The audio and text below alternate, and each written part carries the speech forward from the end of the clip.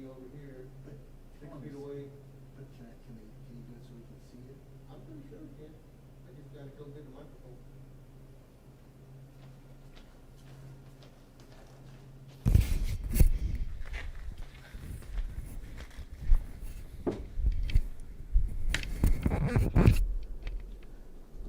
So if you can go onto this side here, yeah, you'll be able to figure it out. Oh, there we are. I'm working on. Okay, good, because I'm sorry, friend. So, we are live, and I have a mic, you have a mic, that's your mic. Good. Move that. Okay, so, Hello, everyone. Marcos and I are here in the McGivney. We're ready for our dinosaur race, and we're ready for our race to the Father's house. We're sitting in this direction because we want to know if you're going to, maybe we'll reflect on some of your words, because from this distance, we're able to see this position, we're able to see your comments as you contact us. So say hello to us. And also, we just wanted to talk about, some different ways of adapting our Tuesday evening together as a family night. All right? Is there anybody there? there are people viewing, nobody's talking. Here's Kathleen. Kathleen, hello, Kathleen. Hello. You had given us some ideas too. Kathleen, you had texted us or some ideas on how we could do different things. That was good, and maybe we can even talk to you on the phone and find out. Yeah, That's another thing. We have technology. Yeah. So the other thing is, the thing is that logically speaking, we have three categories that are on my mind. Well, there's really four. There's the littlest kids. Mm-hmm. Up to like what grade? Well, I'm thinking, up to about, I would say, like second grade maybe, or Okay, third. okay. You know what I I mean? got the picture. And then, and that's kind of like the race and all that, like the dinosaurs. But then there's that age group that love the Nintendo. That was kind of that's a kind of a more interesting age group. You know what I mean? And then the other group is our older group that we want to do theological issues and do our game show, Race to the Father's House, with Kathleen's helping us learn. And then the other category is, because it's Tuesday night, the older kids. See, we used to, on, what was it, Thursday night? Yeah. So Marcos and a group of us, and we used to play blackjack with the guys. So again, I'm just thinking out loud, is maybe we could divide the programming up to maybe half an hour to 45 minutes, where first of all we deal with the littlest kids so they can go to bed, and then the kids that are older who just like to play Nintendo, and then the more of adult theme of those saints, because some of the stories that we have of the saints, they're kind of they're adult material. We talk about a lot of issues, a lot of issues that maybe it's not ideal for the littlest kids. And then to kind of just on the evening is get 5 or 6 guys here to play blackjack, and then we can have a little conversation. Maybe we can even have a little bit of a theme, a very that. Okay, so as we play jack-black, we're going to talk about how. We have to be patient with our wives, or something like that. I don't know.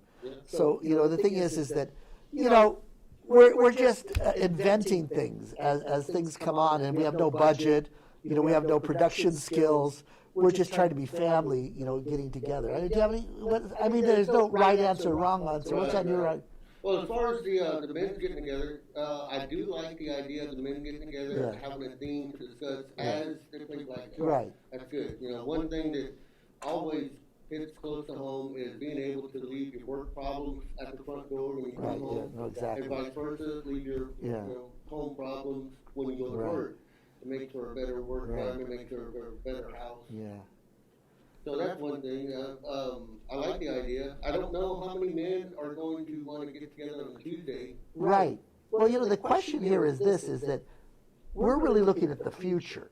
you know, in the sense of you know, Post-COVID. yeah, or you know, at least vaccine or whatever, or do a little bit of, you know, just who cares if anybody watches or doesn't watch, you know, we can get it, you know, just, you know, we'll just think about it. Okay, so But, Kathleen just commented, maybe we can make the Saints cards more young people friendly. oh, I see. That's another possibility. I see. That's very good, and that kind of makes it then more universal. Ah, very good, Kathleen. Kathleen did a lot of some authoring of children's books or some. Oh, right on. Yeah, she had done some children's books, or at least been co-writer or whatever. So that's interesting. Do we ever get Gracie Adavial? She's been on once in a while. She has, yeah. Yeah, but Gracie, I got to talk to Gracie because she made a birthday cake for me. Plus, she made a little cake for Father Peter, who loved it, and I. So I mean, so Gracie, if you're out there, thank you for your your. And thanks for reaching out for our family too this Thanksgiving, Gracie. Thank you very much. Oh, so she made one for you also? I don't know if it was the same thing. It's a little thing here, right? Yeah. Yeah, it's yeah. Oh no, that's great. So no, that's Gracie Adavial.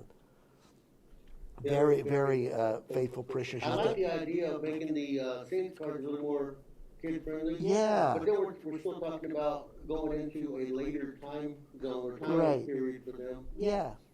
So we'll think about it. You know, who cares? You know what I mean? I do think it's necessary because they might be up anyway. Right. Yeah. And the thing is, this is that it's just getting together. I mean, does everything have to be perfect if you do family night at home? You know what I mean? It's basically spending time with each other. And as far as the video games go, did you get any feedback on that from the kids or from the parents? I heard some positive things. You know, the thing is that, you know, that we have to learn how to, you know, see, the thing is the kids need to, and they did a good job. This was their third time being with us. They got to show their personality. Let their personality come out. You know, try to, you know, and there was no rehearsal. no, none whatsoever, none whatsoever. You know, so it was kind of nice, but you know, it's just the whole idea of a family night doesn't have to be perfect, but we're just learning how to do it and what the heck, right? So Right. you know. And don't worry, we will get to the races in just a moment. Right now, we're asking for feedback, for participation. Yeah. We want to get what you're thinking, so maybe Right. we can collaborate Right. and make this better for everyone. So like some of the kids suggested at the Catholic school, but it obviously has to do with our public school. But do a teacher get the student Teacher, get the student. against the student. So you know, so Oh, like versus. yeah, no, not against. I'm sorry. No. You know, versus on some some. I thought that was a cute idea. You know. Well, What I that's mean? always going to be a good thing. Yeah, you know. Sure. You know. Especially So. on something that Yeah. the teachers have no way of winning. It's always fun. No, yeah, exactly. Well, you know what is? You know, it's another this beanbag game. Beanbag. You know, the beanbag. toss? Yeah, the toss. That's kind of an interesting game. Yeah, You it know? is, and it's easy. Yeah. So that could be another You possibility. can decorate your own beanbag targets. Oh yeah, you know, we have a parishioner. The son is in our choir, Tongues of Fire, and his dad does Texan themed toss things. You know, they're quite sophisticated. You know, so I mean and what's nice about that is it's kind of safe. You're distant. True. You know, there's that kind of distance. I don't know. The main thing is, are we spending time together? And again, we want to do a good job, but you know, again, Marcos and I have many jobs. I'm just rushing in. You know, I'm just still recovering from my cauliflower pizza and I had dinner with Father Peter, by the way, and so we were eating, and then Marcos had it all set up, and we're all that. So it's good. Thanks to Mark Lyons, I'm sure it was his doing. They had most of everything already pushed over Yeah. here. Thanks, Mark. We have, it's Mark Lyons, you, then we have Sergio, right? You know, he does the masses, helps with the masses. Oh, And the the Barajas, video? yeah. Oh. Barajas helps us, right? They have. Yeah. They have. And then there's another guy, who does the 8 o'clock mass. At the church? Yeah. Ernie. That's right. Ernest, Ernie, that's right, Yeah, Ernie. Ernest.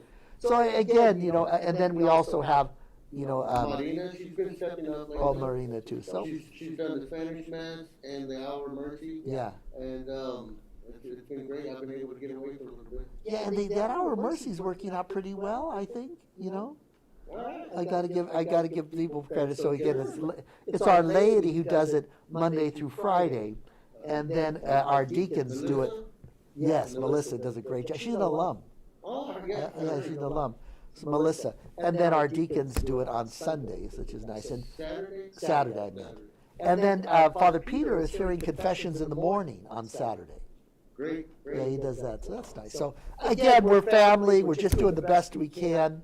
And we're here, all right. So why don't we do a dinosaur? No, we are doing confessions on Saturday morning. And what time is it? It's like It should be 10:30. like 10:30. Yeah. Check it out. You know. All right. So that's good. All right. What do you think of our McGivney, by the way? It's pretty, isn't it? You know. I hope we get more and more knights involved in the McGivney and all that. So let's play a game. All right. All right. Any comments there? I read them. All right, Kathleen. God love you. All right. All right, here we go. Don't get dizzy, everyone. I've got my decaffeinated Diet Coke now. I can't sleep if I have those regular Pepsis.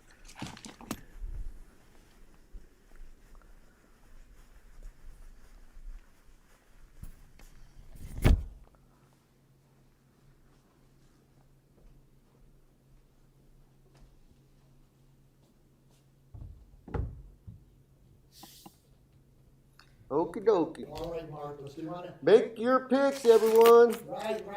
So are you going to come by, Marcos, or I'm on my way. I'm just making a message. I'll keep my mask on. I want to be legal. All righty. Oh, you should keep your mask on. Yeah. All right. So, is it dinosaur number 1, dinosaur number 2, dinosaur number 3, dinosaur number 4, 9, 5, and 6? By the way, I got a woman who talked to me about doing a bingo, and her company would provide the jewelry as the prizes. Okay. I was like, why do you need jewelry for bingo? No, so that would be the prizes. I got you. Yeah, Okay. That's the Oh, let me prize. check the mic again. That's the prize. The prize. That was an interesting thing to have. That, and so I met with. So her. are you talking costume jewelry? What did she say? Well, it's high quality. A lot of it's religious jewelry. Oh, okay. That gives me an idea. Yeah, So again, that was nice. The woman and her husband took Father Peter and I out to lunch after Mass on Sunday, and she said, "I got an idea for a fundraiser for you." Uh-huh. And so it was. I said to her, write it up, and we'll see if we can have a plan.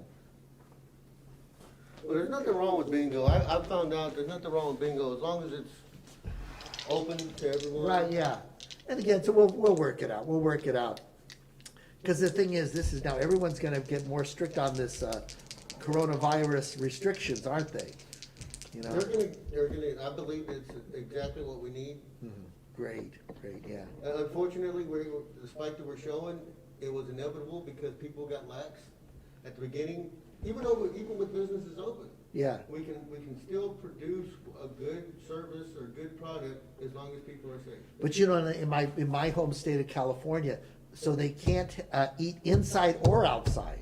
At a restaurant, Right? Yeah, they can't do that. so just to go. And Mass has to be outside. Mm. And so it is what it is. Okay. We're learning how it spreads. 5 and 4, yes. Yeah. 5 and 3. God love them. So what's the attitude with your home folks? 4 and 2. Everybody, What's that now? Thanksgiving's coming up. How are the Californians doing? Well, Extra restrictions? oh yeah, extra restrictions. The thing is, this is that, my oldest sister is of a certain age. Mm-hmm. My brother-in-law is 80 now, Mm-hmm. and he's got diabetes. And then my nephew is the one who was burnt, and has all these wounds. So, they've got to be careful. They don't, so but they live up in the mountains, pretty isolated anyway. Well, that's helpful. Yeah, 6 and 1. Yeah, so we've decided we're not gonna get together with anyone for Thanksgiving, Yeah. but there's nothing wrong with calling people. No, exactly. We've already set up a Zoom meeting. 1 and 4. Well, I'll do the 9:30 Mass, and then that starts my day off. So I will go hide myself in Corpus Christi. 6 and 3.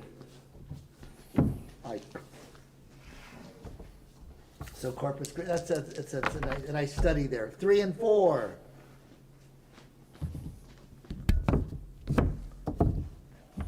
We had a very nice meeting.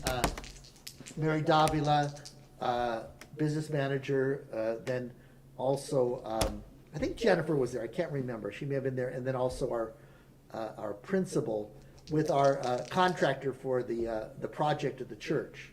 So I think we've already saved $126,000, which is kind of a miracle. I'd say so. Yeah, really. So again, we're working on, the parking lot. Because just a few months ago, we were wondering how the bills were going to get paid. Yeah, I know it. Well, that money had already been set aside and earned. See, so this is money that's what we call restricted. Mm-hmm. It's not part of our operating. Mm-hmm. So the operating, is tough because I know what you're saying. Yeah, so that's restricted. So we'll see. 1 and 5. So that's going to be nice. And so we're going to continue honoring the Brigidine. So hopefully we'll set it up that there'll be a St. Bridget's Plaza between the rectory and the gym. So that there'll be kind of a nice courtyard area. Now, you had spoken about the area just outside the cafeteria, the House of Bridget. And that is that included? That's the courtyard. Okay, because you have the House of Bridget, the Right. gymnasium, and then the rectory. Right. So that whole area. Right, and the courtyard, the plaza, is between my rectory and the front entrance. Because what happens is we all know, it's like we're going through an alley and a back door to get into our facility. So we need a kind of a more perk up that area. Okay. You know what I mean, for the parishioners and stuff. So it'll be nice. 3 and 2. And then the parking lot as well? Oh, yeah, so all the parking lots done, and there'll be but again, we still need, we're gonna probably wanna end up getting $170,000, or more. But again, it'll be lighting in the parking lot, but and then it'll be a new fence, Mm-hmm. wrought iron fence, and also we'll have, I have one suggestion on everything the will be fence. gated, yes. You know how the St. Cloud side of the fence Yeah. right now is kind of close to the sidewalk, which is close to St. Cloud, right? Yeah. Going up that hill Yeah. to the parking lot. I wonder if it would be possible to move that fence more into our property. That way, if a car needed to go out, you could look to the left and not see fence. Because as it is now, it's not a one-way. Right. And sometimes you do have to have a vehicle exit through there. But if you go there, you have to sneak up, and then once you're already That's sticking out, that's on the St. Cloud. St. Cloud side. But technically, they shouldn't be exiting from there. Okay. See, so there's a sign that says don't exit from St. Cloud. Uh-huh. So they should exit from John Adams. John Adams only. Yeah. Okay, then we need to make that wider. Yeah. And the thing is that we may, so we'll see. And then we need a buy-in. 6 and 2, as much as possible. Not just a buy-in, a pay-in, or donation. The first thing I think of when I hear buy-in is not what I... Where's the cash? 6 and 3. Remember, I'm only assigned here for a short time. I'm not taking it with me. All right, I just do it because I love the people. 2 and 1. 2 and Okay, so the parking lot, the Plaza, courtyard plaza. yeah. What about the front of the school? Did I hear that correctly? 4 and 3. Well, what we're doing is, you see these at Lowe's, these wooden gazebos and, with their pitched roofs and all that. You see them outside. Like a little pergola thing? Yeah, pergolas. That may be our motif, throughout the facility. So we may do some of those, but again, it's got to be also with some shrubbery and, we got to perk it up. I was just wondering if that was included. Yeah. So we already had done a lot under Mrs. Crow and Eddie Quay, who was our business manager, our finance officer. They did a lot already in the front of the school. Like there wasn't a ramp. Oh, All right, that they did, right. they did a lot there. All righty. 4 and 2.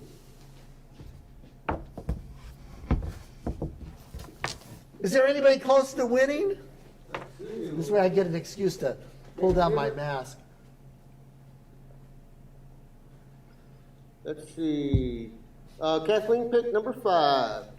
Well, dear, we're hoping for you. So Kathleen suggested, again, that's, that we just make it more of a children's thing. Well, more children friendly. Yeah. Well, the other thing I was thinking is if you have 6 contestants here, and what happens is the children know the answers already. They have to memorize the answers.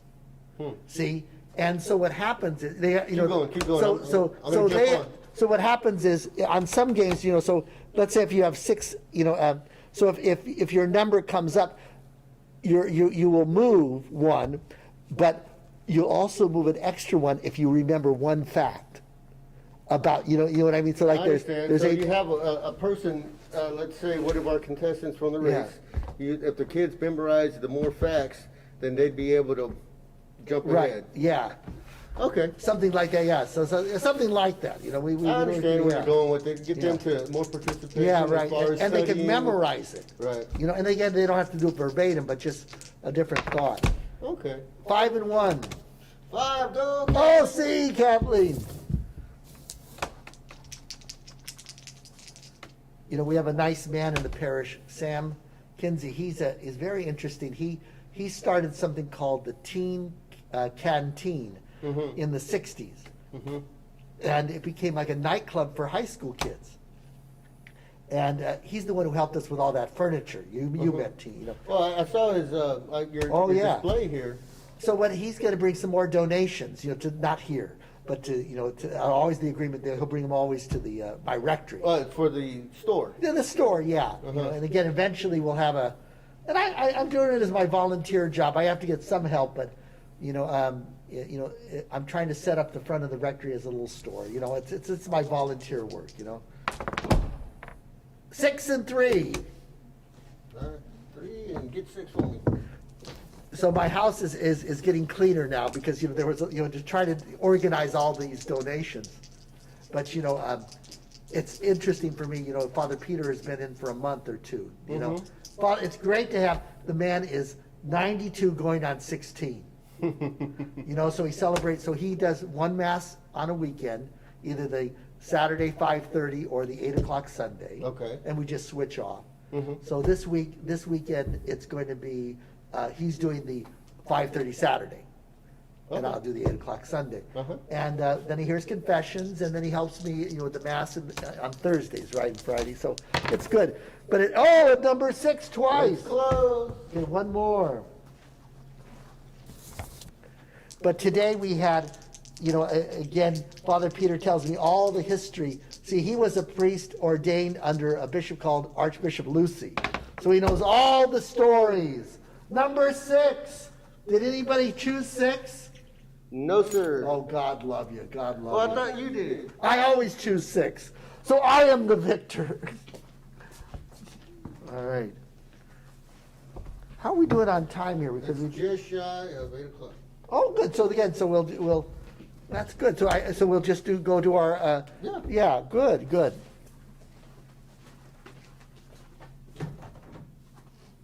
All righty. And the winner. Oh, I got it. Number 6, the winner. Okay, so we're going to the other side. Yeah. My goodness. Commercial break, shall we say? Come see the gift shop. It's got everything you need. Oh, If exactly. we don't have it, you don't need it. Exactly. So, so you're going to have a nice Thanksgiving for 3, right? Yes. Paloma, you and your wife. I should have enough time to recoup after the land clearing I'm doing now.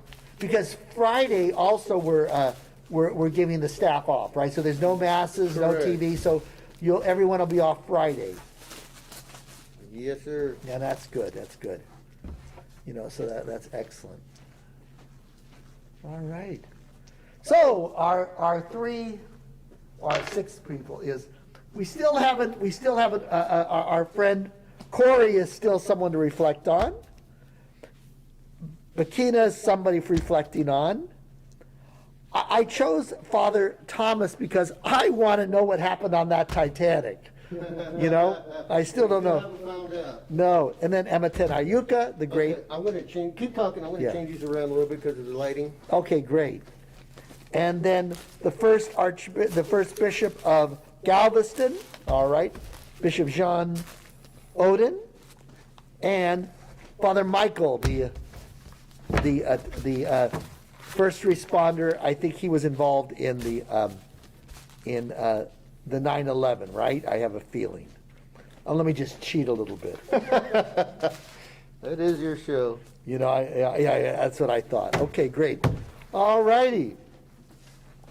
All right. Make your pick. Which one are you going to pick, Father?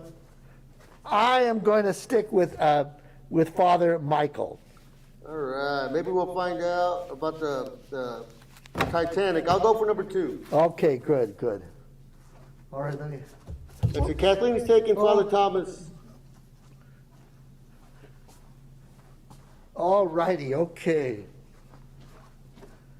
All righty. All right, Kathleen. We'll get this done together. We're going for number 2. All righty. Number 3. You mean 2? No, Oh, just playing. I hear you. Don't confuse an old man. So Emma Tenayuka, all right. Again, great lady, good thought. Emma Tenayuka was born in 1916 to a family of 11 people living in a blue-collar neighborhood on San Antonio's south side. Her parents were devout Catholics. From an early age, Emma became aware of the suffering of the lower class workers. She also experienced racial tension from within her own family when relatives on her mother's side, who were of Spanish heritage, treated her father's Native American roots with disdain. So again, prejudice was a big problem all over the world, but again, we could, the southern states of Texas and all these maybe had a little more of a challenge, but it was all over. All right, number 5. Number 5. Sister Josephine? Yeah, Josephine, God love her. Okay. Saint Josephine. Saint My bad. Josephine, all right. So again, we know she was born in Sudan, and as a little child, she was told by her family that her uncle was a powerful village chief, but nonetheless, at the age of 7, she was abducted by Arab slave traders and would never see her family again. Okay. Terrible. All righty. Number 6. Okay, we're going to learn. Nope, let's see. Father Michael. Father Michael, there we are, the good Franciscan. Okie dokie. What's interesting is we have some for our memorabilia in here. So what we've done is the McGivney collects those items that are when men stood up to the plate. And we have a priest, an Irish priest. We have his hat, and we have his picture, and I think we have his name, don't we? There's his hat, and then right under there is his name, I think.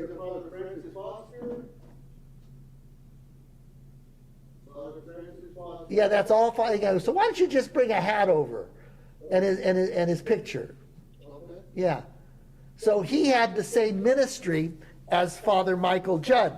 He was the chaplain to the. This one was to the fire department, right? I think he was the judge. Chaplain, sure. Yeah. So it was Father Foster, and again here's his hat. What happened is Brother Ed saved everything. So we found in the archives this box of all the memorabilia of Father and his hat and all that. So again, he had the same ministry as Father Michael. He was chaplain to the fire department. Okay, great. And he was, I think you still remember, he was chaplain to more than just one area. This one is from Toronto, Ontario. Oh, really? This one is from Denver, Colorado. Oh, my And then goodness. he has 2 others, Cincinnati, Ohio, and Las Vegas, Nevada. Oh, so you know what? I had just presumed he was the chaplain here. So he was here, but he also moved around. I see. So he must be a religious. Isn't that interesting? Like Father's a Franciscan, Father Michael. We got to find out, We can find out more Yeah, about him. God love him. And there he is smoking his pipe. God love him. All righty. Number 5. St. Josephine. St. Josephine. All right. So we know she was from the Sudan. 7. She is abducted, and she ends up walking 600 miles to the city where she is going to be sold in central Sudan. And during the grueling months-long journey, she was bought and sold twice. Okay. Number 6. All right. Father Michael. Did he already move? Was that? Oh, we got. Yeah, I think that was the first time that Father Michael moved. I don't remember reading it. the second one. I think this is the first time. Oh, okay. I think. Father Michael Judd was born in 2011. You know what? I think he wrote the 6 before. We didn't move them. I mean, we moved them, but we didn't read them. Oh, okay. You got distracted by the foster. Oh, that's right. Okay, don't get old, people. So we're going to read twice. All right. Okay, let's do it. So Father Michael Judd was born in 1933 in New York. His parents were Irish immigrants and devout Catholics. He worked as a shoeshine boy at New York Penn Station as a young boy to help support the family. He often visited St. Francis of Assisi Church across from the railroad station and knew after befriending the Franciscan friars there too, wanted to become a friar, okay? So at the age of 15, he began the formation process to enter the order of the Franciscans. In 1955, the year before I was born, he professed first vows and was given the religious name Phelan Michael. He eventually dropped the Phelan. Can you see his point? And changed the spelling to Michael to explain the distinguish between the other Father Michael in the order. All right. And so he made his final vows in 1958, and he was ordained in 1961, right before the craziness of the 60s, right? So right before, he was ordained at the calm time of life, except, that time also was bad because of the Cold War and the fear of the Russians and all that. But number 1. Number 1. Oh, our Corey. All right. She was born in what city? Can you remember? It's all right. You haven't done long. Let's see. No, Amsterdam? Yeah, you got it. Amsterdam in 1892. And her father was a jeweler and a watchmaker. Oh, you are like a genius. Not exactly. Number 5. Oh, here we are. If we're playing that other way, we could move up another spot. Exactly. So, she was given the name Bakita by her owners. Okay. And why did they do? What did it mean? It means lucky in Arabic. Lucky. And why did they do that? To sell her. Sell her better. So somebody said, "Oh, I want to buy something lucky." Okay. Look at this is moments of intelligence. Lucky rabbit's foot. They sell. Exactly. 2. Okay. So. Father Thomas. Oh, is this the Titanic? Yeah. Oh, good. Oh, Father Thomas. Maybe we should read it backwards. I don't know. Just so we can find out. Exactly. So we know that Thomas was born in. Oh no! Here. There we are. So Thomas was born in what country? England, Scotland, Ireland. In England. You were right the first time. Yeah, I didn't hear anything, so I kept He was going. born in 1870 in England. Okay. First of 7 children. And was his father and mother Catholic? Were his father and mother Catholic? Sure. No, they weren't. They were Congregationalists. Oh. All right. So he's a convert, along with his brother, who became, I think, a Jesuit, if I remember correctly. Number 5. Bakita. All righty. So her owner made her the maid of her daughter, and they got along really well until Bakina broke what? A vase. A vase. Vase or whatever. And the guy started beating her. All right? Okay. You break one vase. Exactly. Number 5. Is this still Bakita? Yes, sir. All right. Thank you, friend. All right. So at the age of 12, right, she was now sold to a very special person, a Turkish general. Turkish general, okay. And in 1883, when Bakina was 15 years old, she was sold to an Italian vice consul of the Sudan. So an Italian citizen bought her. Mm-hmm. Okay. And he and his family treated Bakina well. And when they were returned to Italy, she begged to go with them. So she goes to Italy with them. All right. So she's sold to Italian citizens. The plot thickens. Number 6. Father Michael. Father Michael. Father Michael was a member of what order? Jesuits? Franciscans, right. Okay, so Father Michael served many parishes in New York and New Jersey until his final assignment in 1986 to St. Francis of Assisi Church in Manhattan, the same church where he first felt called to become a friar.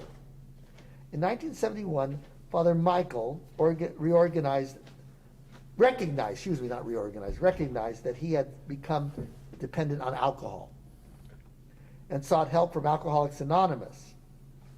Following his sobriety in 1978, Father Michael would share his story of alcoholism through the remainder of his life in order to help others facing addiction. Okay, so that could happen to anybody, all right? I'm addicted right now to Diet Coke. Number 5. St. Josephine. Is St. Josephine going to make it? All right. So what happened is this. Eventually, she gets to Italy, right? Mm-hmm. And relocates back to the Sudan. And then when they left to find suitable housing, where they left Bakita and their children in the care of Cansonian sisters of Venice. So again, so what happens is that Bakita is now living in Italy, taking care of the kids, and she's living with nuns, and their owners are reassigned.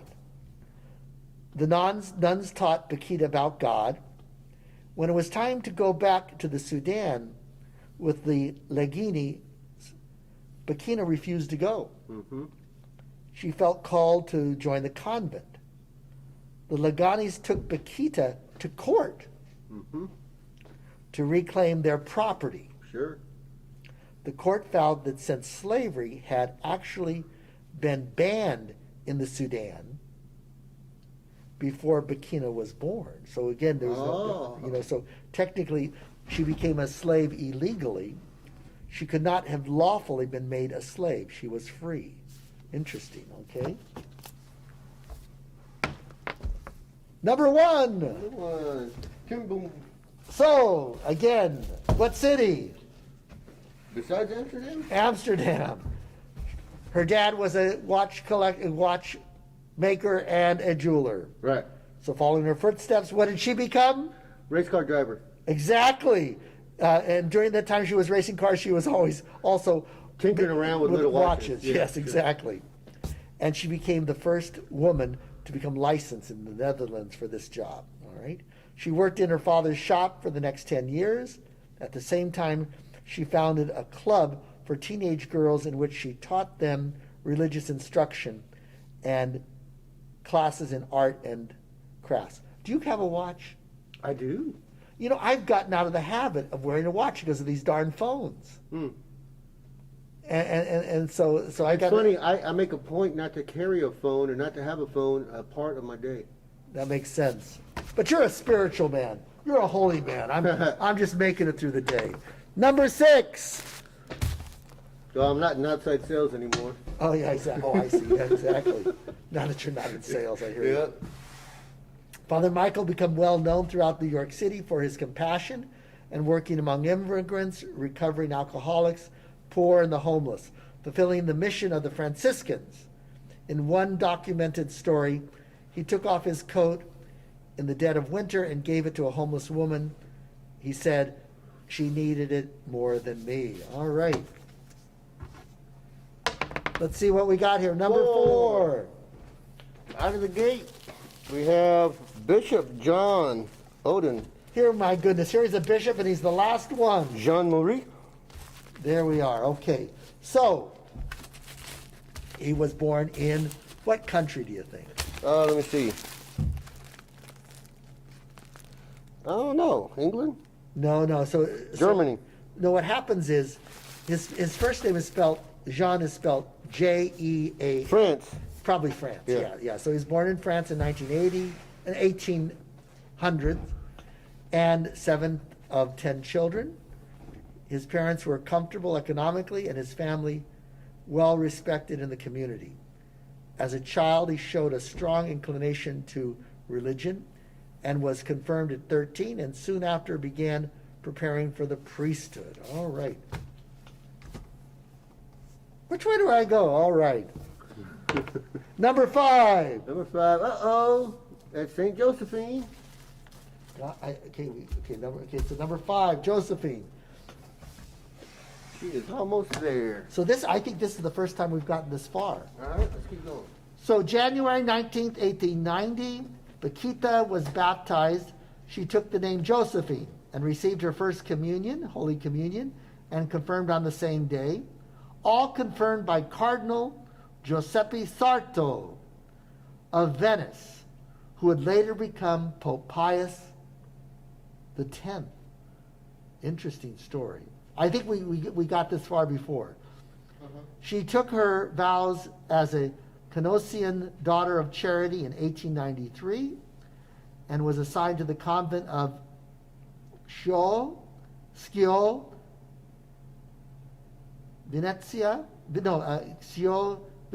Vicenza, where she spent the remainder of her life. Okay, we haven't got. All right. Okay. Is she gonna get? Are we gonna get the whole story? Maybe. We have a comment from Kathleen here. Now, this is in regards to Father McGivney. Yes. She says there's an article, a great article, in the November 20th, Today's Catholic, by Carol Sora, about the miracle baby that has brought Father McGivney beatification. Right. So I've seen the documentary on 2 different levels. Right. About the baby, but I haven't read the article. I can't remember what the condition of the child was. Well, he was not expected to live. Now, Right. they were able to identify that he was going to be born with Down syndrome. But because the level of complication that he was showing, they didn't expect him to make the birth.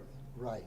So, on the feast day of a saint in Italy that they went to go visit, the family said, hey, we're going over there. They told all their friends and family to pray for us to Father McGivney and in this city on this day. And the rest is pretty much history. So the baby was born in Italy. The baby was not born in Italy, but she was pregnant. Oh, I see. So she was born in the United States. The baby was, yes. I see. Okay. Interesting. All righty. Thanks, Kathleen. Number 6. Number 6. It's a 2-saint race. So now Father Michael, here he is helping the alcoholics, the poor, the immigrant, all that. And then, the big crisis that happened. What years was that? That was the 80s, wasn't it? The AIDS crisis. Was it 80s? Right. I think it was 80s. So Father Michael, who had compassion for people with AIDS and those identified as the gay community, he worked with St. Clair Hospital to open the city's first AIDS ward. Mm-hmm. He also advocated for gay rights and served as spiritual director for gay men and women throughout the rest of his life. All right. Okay. So again, following, Pope Francis, who says, you can't judge people. You got to meet people where they're at. So we have someone who follows the Franciscan tradition in Father Michael. Good stuff. Number 2. Number 2, Father Thomas. Man, I want to know what happened to that Titanic. I'm going to study this up, maybe. This is Thomas, right? Okay. Yes. So now we know. So he converted to Catholicism, And it was his brother who first converted, William. Okay. He converted to Catholicism and he entered the Jesuit community, but left after falling in love, which is nice and natural. And eventually, Father Thomas was converted in 1894 and took the baptismal name Thomas after his patron, Thomas Aquinas. Okay, so we have these two young men who were raised by Congregationalist parents, both become Catholic. One joins the Jesuits and then finds he's called to marriage. And then Father Tom, who's on the journey to the Titanic. Isn't that a pleasant thought? Number 2. Father Thomas. Oh, is it Thomas again? Okay. All righty. Keep going. So now, So